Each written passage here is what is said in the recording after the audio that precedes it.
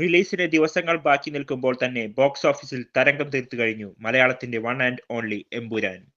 Booking തുടങ്ങിയ നിമിഷങ്ങൾക്കുള്ളിൽ തന്നെ ടിക്കറ്റുകൾ ചൂടപ്പം പോലെ വിറ്റുപോയി. വെള്ളിയാഴ്ച രാവിലെ 9 മണിക്കായിരുന്നു ടിക്കറ്റ് ബുക്കിംഗ് ആരംഭിച്ചത്. 1,10,000 ടിക്കറ്റാണ് ആദ്യ മണിക്കൂറിൽ ബുക്ക് ചെയ്യപ്പെട്ടത്. ബുക്ക് മൈ ഷോയിൽ മാത്രം വിറ്റഴിഞ്ഞത് 93,500 ടിക്കറ്റുകൾ. ഇന്ത്യൻ സിനിമയുടെ ചരിത്രത്തിൽ തന്നെ റെക്കോർഡാണിത്.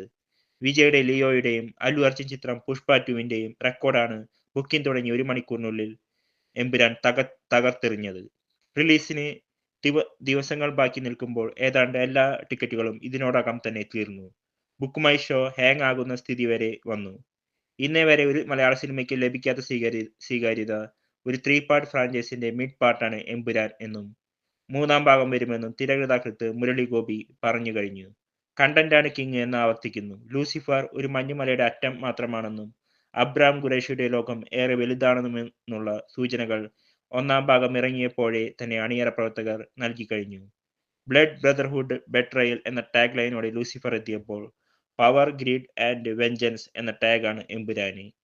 അധികാരവും തിന്മയും പ്രതികാരവും നിറഞ്ഞ അദൃശ്യനായ ആ പോരാളിയുടെ കഥയെന്ന് ഉറപ്പിക്കാം. ഐമാക്സ് റിലീസ് ചെയ്യുന്ന ആദ്യ മലയാള ചിത്രമാണ് എമ്പുരാൻ. അത് അനൗൺസ് ചെയ്തുകൊണ്ടുള്ള പോസ്റ്ററുകളും ഇലുമിനാറ്റിയുടെ കണ്ണുകൾ ഒളിപ്പിച്ചിരുന്നു എമ്പുരാൻ. ഇതോടെ കിളി പറത്താനുള്ള ഐറ്റം തന്നെയാണ് ഒരുങ്ങുന്നത് എന്ന പ്രേക്ഷകരുടെ പ്രതീക്ഷ ഇരട്ടിച്ചു. ലൂസിഫറിന്റെ കഥാപശ്ചാത്തലം കേരളത്തിൽ ചുരുങ്ങി നിന്നപ്പോൾ എമ്പുരാന്റെ ക്യാൻവാസ് ദൈവത്തിന്റെ സ്വന്തം നാട്ടിൽ മാത്രം ഒതുങ്ങുന്നതല്ല എന്ന ട്രെയിലർ തന്നെ സൂചിപ്പിക്കുന്നു. പുറത്തു വന്ന ക്യാരക്ടർ ഇൻട്രോകൾ ആ ഊഹത്തെ ശരിവെക്കുന്നത് തന്നെയായിരുന്നു. ജെറോം ഫ്ലിനിന്റെ ഉൾപ്പെടെയുള്ള ക്യാരക്ടർ റിവീൽ പുറത്തു വന്നപ്പോൾ ഇത് മലയാള സിനിമ തന്നെയാണോ എന്ന കമന്റുകൾ കൊണ്ട് സോഷ്യൽ മീഡിയ നിറഞ്ഞു. ഇതിനിടയിൽ ചില കാമിയോ റോളുകളും ഉണ്ട് എന്ന പ്രചരണങ്ങൾ പുറത്തു വന്നതോടെ പ്രേക്ഷകർ വണ്ടടിച്ചു നിൽക്കുകയാണ്. പിന്നെ ആ ഡ്രാഗണിന് പിന്നിൽ ആരാണെന്ന അന്വേഷണത്തിലായി സോഷ്യൽ മീഡിയ. ഓഡിയോ ലോഞ്ചിന്റെ ഡ്രസ് കോഡിനെ ചുറ്റിപ്പറ്റി ഊഹാപോഹങ്ങൾ പരന്നു. പല തിയറികളും സോഷ്യൽ മീഡിയയിൽ പറന്നു നടന്നു.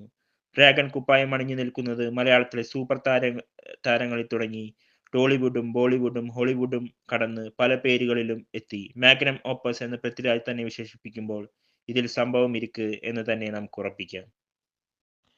മലയാളത്തിലെ ഏറ്റവും വലിയ ക്യാൻവാസിൽ ഒരുങ്ങുന്ന ചിത്രമാണ് എമ്പുരാൻ എന്നത് സിനിമാ രംഗത്തുള്ളവർക്ക് നേരത്തെ അറിയുന്ന കാര്യമാണ്. എന്നാൽ ചിത്രത്തിന്റെ ബഡ്ജറ്റ് സിനിമാ പ്രേമികൾക്കിടയിൽ ചർച്ചയായത് നിർമ്മാതാവ് ജി സുരേഷ് കുമാറിന്റെ ഒരു വാർത്താ സമ്മേളനത്തോടെയാണ്. എമ്പുരാൻ ബഡ്ജറ്റ് 140 കോടിയിലേറെ വരുമെന്ന് വിമർശന രൂപേണ സുരേഷ് കുമാർ പറഞ്ഞിരുന്നു. എന്നാൽ ഇതിനെ തള്ളി എമ്പുരാൻ നിർമ്മാതാവ് ആന്റണി പെരുമ്പാവൂർ പിന്നാലെ രംഗത്തെത്തി. ഇപ്പോഴിതാ ചിത്രത്തിന്റെ ബഡ്ജറ്റിനെ കുറിച്ചുള്ള ചോദ്യത്തിന് മോഹൻലാലും പൃഥ്വിരാജും പ്രതികരിച്ചിരിക്കുകയാണ്. ഹോളിവുഡ് റിപ്പോർട്ടർ ഇന്ത്യക്ക് നൽകിയ അഭിമുഖത്തിലാണ് അവതാരകയുടെ ചോദ്യത്തിന് ചിത്രത്തിന്റെ സംവിധായകനും നായകനും മറുപടി പറയുന്നത്. ചിത്രത്തിന്റെ ബഡ്ജറ്റ് 150 കോടി എന്നാണ് താൻ വായിച്ചതെന്ന് അവതാരക പറയുമ്പോൾ അല്ല എന്ന് പൃഥ്വിരാജ് ഉടനെ മറുപടി പറയുന്നുണ്ട്. സിനിമ കാണുമ്പോൾ പ്രേക്ഷകർക്ക് എത്രയെന്നാണോ തോന്നുന്നത് അതാണ് ഈ സിനിമയുടെ ബഡ്ജറ്റ്. നിർമ്മാതാവിനെ ഞാൻ വെല്ലുവിളിച്ചിരുന്നു. ഇത്രത്തോളം ചെറുതാണ് ചിത്രത്തിന്റെ ബഡ്ജറ്റ് എന്നത് സിനിമ കാണുമ്പോൾ ആരും തിരിച്ചറിയില്ലെന്ന് പൃഥ്വിരാജ് പറയുന്നു. താങ്കൾ പറഞ്ഞതല്ല 150 കോടി യഥാർത്ഥ ബഡ്ജറ്റ് എന്ന് അഭിമുഖക്കാരിയോട് മോഹൻലാലും പറയുന്നുണ്ട്.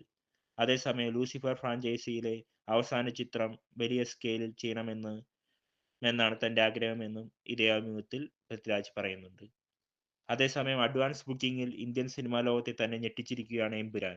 ബുക്ക് മൈ ഷോ അഡ്വാൻസ് ബുക്കിംഗിൽ 1 മണിക്കൂറിൽ ഏറ്റവും അധികം ടിക്കറ്റിൽ വിറ്റ ഇന്ത്യൻ ചിത്രമായി എമ്പുരാൻ മാറിയിരിക്കുന്നു.